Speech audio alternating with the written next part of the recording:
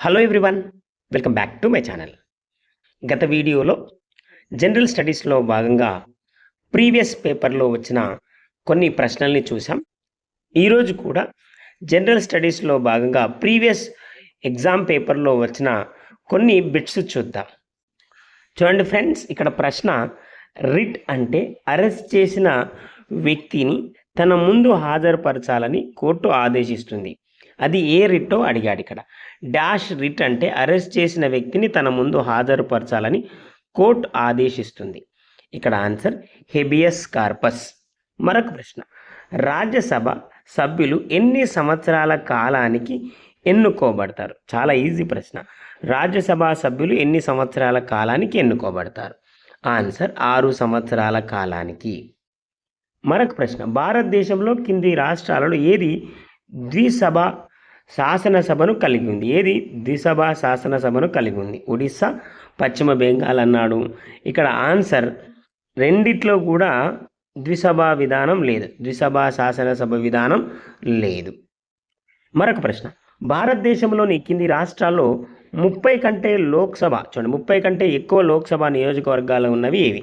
భారతదేశంలో కింది రాష్ట్రాల్లో 30 కంటే ఎక్కువ లోక్సభ ఉన్న నియోజకవర్గాలు ఏవి అన్నాడు. చూద్దాం. ఇక్కడ కర్ణాటక, రాజస్థాన్ ఇచ్చాడు. ఇక్కడ ఆన్సర్ చూస్తే ఈ రెండిట్లో కూడా 30 కంటే ఎక్కువ లోక్సభ స్థానాలు లేవు.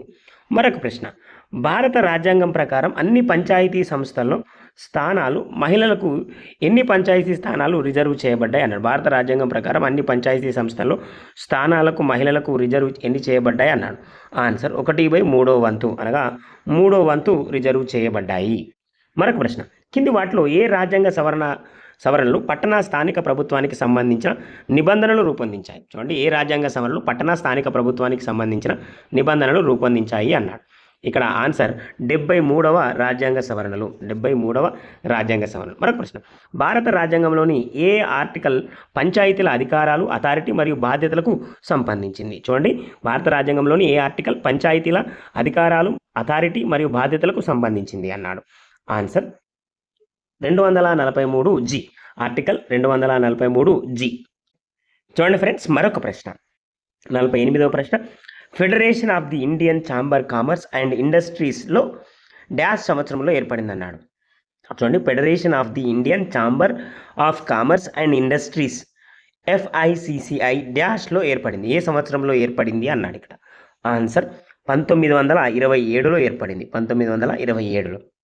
మరొక ప్రశ్న, భారతదేశంలో స్థానిక పత్రికా చట్టం, చూడండి స్థానిక పత్రికా చట్టం ఏ సంవత్సరంలో రూపొందించబడింది?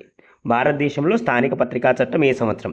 ఆన్సర్ 1878లో, 1878. మరొక ప్రశ్న, రాజ్య సంక్రమణ సిద్ధాంతాన్ని వర్తింపచేయడం ద్వారా కింది రాజ్యాలలో ఏది మొదటిగా విలీనం చేయబడింది? చూడండి, రాజ్య సంక్రమణ సిద్ధాంతాన్ని వర్తింపచేయడం ద్వారా కింది రాజ్యాలలో ఏది మొదటిగా విలీనం చేయబడింది అన్నాడు.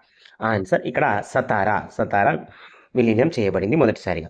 నెక్స్ట్, వేద సమాజానికి సంబంధించి కింది వాటిలో సరైనవి ఏమన్నాడు? చూడండి, వేద సమాజానికి 1864లో మద్రాస్, చెన్నైలో వేద సమాజం స్థాపించబడింది. దాని సభ్యులు ఒకే ఒక దేవుణ్ణి విశ్వసించారు. వీటిలో ఏవి సరైనవి అన్నారు. చూద్దాం. ఇక్కడ వేద సమాజానికి సంబంధించినవి. ఇక్కడ 1864లో స్థాపించబడింది అన్నాడు, ఇది సరైందే. చెన్నైలో స్థాపించారు, సరైందే. దాని సభ్యులు ఒకే ఒక దేవుణ్ణి విశ్వసించారు, అది కూడా సరైంది, అనగా 2 సరైనవి. ఆప్షన్ 3 అనేది సరైన ఆన్సర్ ఇక్కడ. మరొక ప్రశ్న, భారతదేశంలో ప్రణాళికా సంఘం ఏ సంవత్సరంలో ఏర్పాటు చేయండి అన్నాడు. చూడండి, భారతదేశంలో ప్రణాళికా సంఘం ఏ సంవత్సరంలో ఏర్పాటు చేయబడింది? ఆన్సర్ 1950. మరొక ప్రశ్న, సామ్యవాద సమాజానికి సంబంధించి కింది వాటిలో సరైనవి ఏవి అన్నాడు. చూడండి, సామ్యవాద సమాజానికి సంబంధించి సరైన, సమాజ అవసరాలకు అనుగుణంగా ఏ వస్తువులను ఉత్పత్తి చేయాలో ప్రభుత్వం నిర్ణయిస్తుంది. ఉత్పత్తి చేయబడిన వస్తువులు కొనుగోలు శక్తి ఆధారంగా ప్రజల మధ్య పంపిణీ చేయబడతాయి. చూడండి, సమాజ అవసరాలకు అనుగుణంగా ఏ వస్తువులను ఉత్పత్తి చేయాలో ప్రభుత్వం నిర్ణయిస్తుంది. ఉత్పత్తి చేయబడిన వస్తువులు కొనుగోలు శక్తి ఆధారంగా ప్రజల మధ్య పంపిణీ చేయబడతాయి అన్నాడు. ఇక్కడ ఆన్సర్ చూస్తాం. ఇక్కడ ఏవి సరైనవి అన్నాడు. ఇక్కడ చూస్తే ఇక్కడ ఒకటి మాత్రమే, సమాజ అవసరాలకు అనుగుణంగా ఏ వస్తువులను ఉత్పత్తి చేయాలో ప్రభుత్వం నిర్ణయిస్తుంది అనేది సరైనది. ఇక్కడ చూస్తే ఆప్షన్ 1 అనేది సరైన ఆన్సర్ అవుతుంది. మరొక ప్రశ్న, కింది వాటిలో భారతదేశంలో హరిత విప్లవానికి సంబంధించి సరైనవి ఏవి అన్నాడు. హరిత విప్లవానికి సంబంధించి, హరిత విప్లవం అనేది అధిక దిగుబడినిచ్చే వివిధ రకాల విత్తనాలు ఉపయోగించడం వల్ల ఆహార ధాన్యాల ఉత్పత్తిలో భారీ పెరుగుదలను సూచిస్తుంది. హరిత విప్లవం చిన్న ధనిక రైతులకు మేలు చేసింది. వీటిలో సరైనవి ఏవి అన్నాడు. ఆన్సర్ తెలిస్తే కామెంట్ రూపంలో తెలియచేయండి. ఇక్కడ చూస్తే ఇక్కడ ఇవ్వబడిన రెండూ కూడా సరైనవే. రెండూ కూడా సరైనవే. మరొక ప్రశ్న, డబ్బు కోసం లావాదేవీ డిమాండ్ యొక్క దత్త సమీకరణ క్రింది కారకాలలో దేన్ని సూచిస్తుంది? చూడండి, ఇక్కడ సమీకరణ ఇచ్చాడు. డబ్బు కోసం లావాదేవీ డిమాండ్ యొక్క దత్త సమీకరణ క్రింది కారకాల్లో దీన్ని సూచిస్తుంది అన్నాడు. ఇక్కడ డబ్బు కోసం లావాదేవీ డిమాండ్ అనేది ఆర్థిక వ్యవస్థ వాస్తవ ఆదాయానికి సానుకూలంగా సంబంధాన్ని కలిగి ఉంటుంది. డబ్బు కోసం లావాదేవీ డిమాండ్ దాని సగటు ధర స్థాయికి సానుకూలంగా సంబంధాన్ని కలిగి ఉంటుంది. వీటిలో ఏది అన్నాడు ఇక్కడ చూద్దాం. ఇక్కడ చూస్తే ఇక్కడ ఇంకా రెండూ కూడా ఆ సమీకరణానికి సంబంధం ఉన్నవే. రెండు ఇవ్వబడిన స్టేట్మెంట్లు కూడా ఆ సమీకరణానికి డబ్బు కోసం లావాదేవీ డిమాండ్ యొక్క సమీకరణానికి సమానమైనవి సూచిస్తాయి. మరొక ప్రశ్న, M4 డబ్బు సరఫరాను డాష్ కలిగి ఉంటుంది. చూడండి, M4 డబ్బు సరఫరా డాష్ని కలిగి ఉంటుంది అన్నాడు. వాణిజ్య బ్యాంకుల నికరాల డిపాజిట్లు, వాణిజ్య బ్యాంకుల నికర డిమాండ్ డిపాజిట్లు, జాతీయ పొదుపు పత్రాలు. చూడండి, జాతీయ పొదుపు ధ్రువపత్రాలు. వీటిలో ఏవి M4 డబ్బు సరఫరా డాష్ని కలిగి ఉంటుంది అన్నాడు. ఇక్కడ చూద్దాం. ఇక్కడ చూస్తే వాణిజ్య బ్యాంకుల నికర డిపాజిట్లు, వాణిజ్య బ్యాంకుల నికర డిమాండ్ డిపాజిట్లు అనగా 1, 2 స్టేట్మెంట్లు మాత్రమే సరైనవి ఇక్కడ. మరొక ప్రశ్న, ఆర్థిక వ్యవస్థలో అదనపు డిమాండ్ పరిస్థితికి సంబంధించి ఏవి సరైనవి? ఆర్థిక వ్యవస్థలో అదనపు డిమాండ్ పరిస్థితికి సంబంధించి సరైనవి అన్నాడు. ఉత్పాదక సమతౌల్య స్థాయి అనేది ఉత్పాదక పూర్తి ఉపాధి స్థాయి కంటే తక్కువగా ఉంటుంది. ఇది దీర్ఘకాలంలో ధరల స్థిరతకు దారితీస్తుంది. వీటిలో సరైనవి అన్నాడు. ఇక్కడ చూస్తే ఇవి రెండూ కూడా తప్పుగా ఇవ్వబడ్డాయి ఇక్కడ. మరొక ప్రశ్న, స్థూల ఆర్థిక శాస్త్రానికి సంబంధించి ఏవి సరైనవి అన్నాడు. స్థూల ఆర్థిక శాస్త్రం మొత్తం చర్యలపై దృష్టి సారించడం ద్వారా ఆర్థిక వ్యవస్థ మొత్తం అధ్యయనం చేయబడుతుంది. ఇది ఉపాధికి సంబంధించిన చర్యలతో వ్యవహరిస్తుంది. స్థూల ఆర్థిక శాస్త్రానికి సంబంధించి ఏది సరైనది అన్నాడు. మొత్తం చర్యలపై దృష్టి సారించడం ద్వారా ఆర్థిక వ్యవస్థ మొత్తం అధ్యయనం చేయబడుతుంది. ఇది ఉపాధికి సంబంధించిన చర్యలతో వ్యవహరిస్తుంది అన్నాడు. ఇక్కడ చూస్తే ఇక్కడ ఇవ్వబడిన రెండూ కూడా సరైనవి. ఇది కూడా సరైనవి. రెండూ కూడా సరైనవే. మరొక ప్రశ్న, వస్తువు మొత్తం ప్రయోజనానికి సంబంధించి కింది వాటిలో ఏవి సరైనవి? వస్తువు మొత్తం చూడండి, ఇది వినియోగించే వస్తువు పరిమాణంపై ఆధారపడి ఉంటుంది. ఇది ఒక సరుకు X పరిమాణాన్ని వినియోగించడం ద్వారా లభించిన మొత్తం సంతృప్తి. వీటిలో ఏవి సరైనవి అన్నాడు. ఇక్కడ చూస్తే ఇక్కడ ఇవ్వబడిన రెండూ కూడా సరైనవి. రెండు స్టేట్మెంట్లు సరైనవి.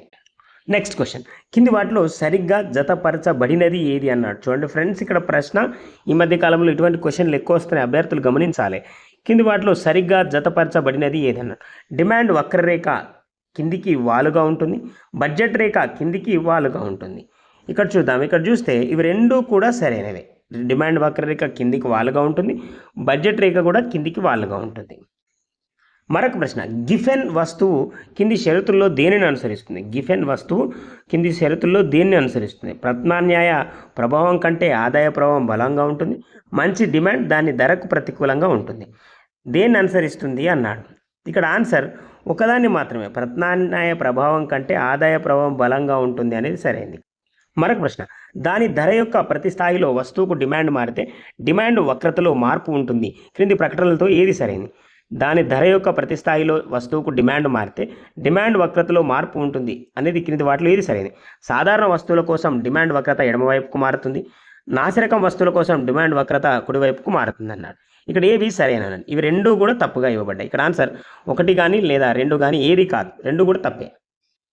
మరొక ప్రశ్న, ఒక దేశం ఆర్థిక అభివృద్ధి మౌలిక సదుపాయాలు దోహదం చేయునవి ఏవి అన్నాడు. ఒక దేశం ఆర్థిక అభివృద్ధికి మౌలిక సదుపాయాలు దోహదం చేయునవి ఏవి అన్నాడు. ఉత్పత్తి కారకాల ఉత్పాదకతను పెంచడం, దాని ప్రజల జీవన నాణ్యతను మెరుగుపరచడం. ఏవి ఆర్థిక అభివృద్ధికి మౌలిక సదుపాయాలు అన్నాడు. ఇక్కడ చూస్తే ఇక్కడ ఇవ్వబడిన రెండూ కూడా ఆర్థిక అభివృద్ధికి మౌలిక సదుపాయాలే. మరొక ప్రశ్న, 2011-12 సంవత్సరానికి గ్రామీణ ప్రాంతాల్లో ఒక వ్యక్తికి దారిద్ర్య రేఖ నెలకు డాష్గా నిర్ణయించబడింది. చూడండి, 2011-12 సంవత్సరానికి గ్రామీణ ప్రాంతంలో ఒక వ్యక్తికి దారిద్ర్య రేఖ నెలకు డాష్గా నిర్ణయించబడింది అన్నాడు. ఇక్కడ ఆన్సర్ 816 రూపాయలు. 816 రూపాయలు. మరొక ప్రశ్న, భారతదేశంలో national bank for agriculture and rural development NABARD ఏ సంవత్సరంలో స్థాపించబడింది? చూడండి, భారతదేశంలో national bank for agriculture and rural development NABARD ఏ సంవత్సరంలో స్థాపించబడింది అన్నాడు. చాలా ఈజీ ప్రశ్న ఇది. ఆన్సర్ 1982లో స్థాపించబడింది. మరొక ప్రశ్న, కింది వాటిలో సాంప్రదాయేతర శక్తి వనరులు ఏవి? సౌరశక్తి, జలశక్తి, అలల శక్తి లేదా టైడల్ శక్తి. ఏవి సాంప్రదాయేతర శక్తి వనరులు అన్నాడు. ఇక్కడ ఆన్సర్ చూస్తే సౌరశక్తి మరియు టైడల్ శక్తి, అలల శక్తి మాత్రమే సాంప్రదాయేతర శక్తి వనరులు. మరొక ప్రశ్న, భారతదేశంలో దారిద్ర్య రేఖకు దిగువన ఉన్న వ్యక్తుల నిష్పత్తి 2011-12లో ఎంత శాతం? భారతదేశంలో దారిద్ర్య రేఖకు దిగువన ఉన్న వ్యక్తుల నిష్పత్తి 2011-12లో ఎంత శాతం అని అన్నాడు. ఆన్సర్ 22%. 22%గా ఉంది. మరొక ప్రశ్న, కింది వాటిలో భూతాపం గురించి సరైనది ఇది. భూతాపం ఇది భూమి దిగువన వాతావరణం సగటు ఉష్ణోగ్రతలో క్రమంగా పెరుగుదలను సూచిస్తుంది. పారిశ్రామిక విప్లవం తర్వాత గ్రీన్ హౌస్ వాయువుల పెరుగుదల ఫలితంగా ఇది ఏర్పడింది.